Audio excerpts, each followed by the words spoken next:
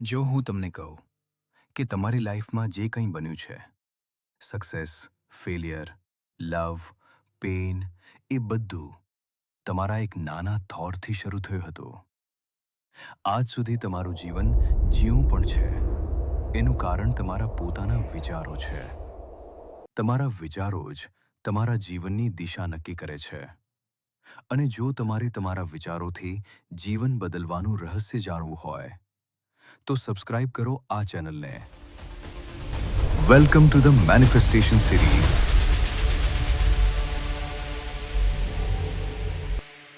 Part 1 thoughts.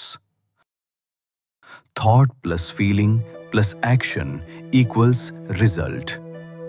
આ છે જીવનનો યુનિવર્સલ ફોર્મ્યુલા. પોઝિટિવ થોટ્સ એટલે એવા વિચારો જે તમને હિંમત આપે, એનર્જી આપે, હોપ આપે અને એક્શન લેવા પ્રેરણા આપે. તે વિચારો તમને મજબૂત, શાંત, કોન્ફિડન્ટ અને ફોકસ્ડ બનાવે છે. ફોર એક્ઝામ્પલ, હું ટ્રાય કરી શકું છું. મારી લાઈફ બદલાઈ શકે છે. લોકો શું કહે છે એનાથી કંઈ ફરક પડતો નથી. સ્ટેપ બાય સ્ટેપ હું આગળ વધી રહ્યો છું. નેગેટિવ થોટ્સ એટલે એવા વિચારો જે તમને ડરાવે, રોકે, એનર્જી ઘટાડે, સ્ટ્રેસ આપે અને તમને કંઈક કરતા પહેલા રોકે. આ વિચારો તમને વીક, કન્ફ્યુઝડ, હોપલેસ અને લાઈફમાં સ્ટક બનાવે છે. ફોર એક્ઝામ્પલ, હું કશું નથી કરી શકતો, મારા માટે નહીં બનેલું હોય, હું અનલકી છું, મારી લાઈફ ક્યારેય સુધરશે નહીં. તમારા જીવનને બદલવા માટે તમારે નેગેટિવ થોટ્સને પોઝિટિવ થોટ્સમાં ફેરવવા પડશે. નેગેટિવ થોટ્સ એક્સિડન્ટ નથી.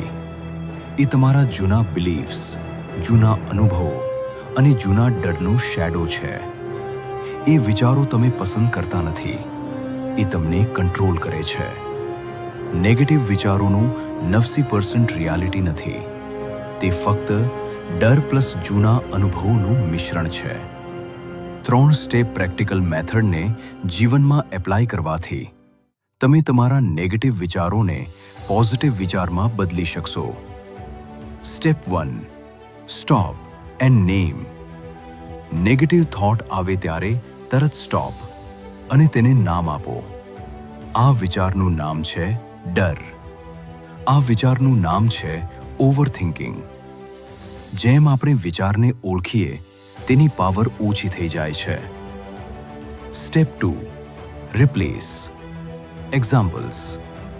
જ્યારે તમને વિચાર આવે કે હું નથી કરી શકતો, તે વિચારને પોઝિટિવથી બદલો.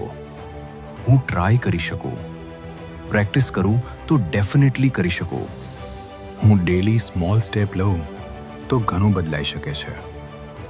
Step 3 micro action. Thought action વગર બદલાતું નથી.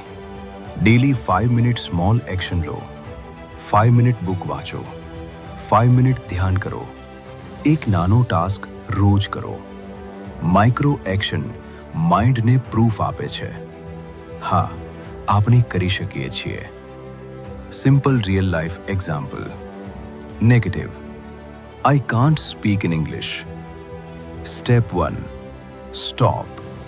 આ ફિયર વિચાર છે. Step 2 replace. હું સ્લોલી શીખી શકું છું. Step 3 action. રોજ 5 મિનિટ ઇંગ્લિશમાં બોલવું.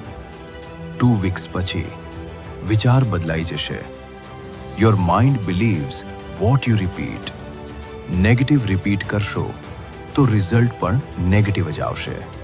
પોઝિટિવ રિપીટ કરશો પ્લસ એક્શન લેશો તો રિઝલ્ટ પણ પોઝિટિવ આવશે. સબસ્ક્રાઇબ કરો આ ચેનલને. આગળના એપિસોડમાં એક ખૂબ જ પાવરફુલ નિયમ સમજવા જઈ રહ્યા છીએ. Don't miss it.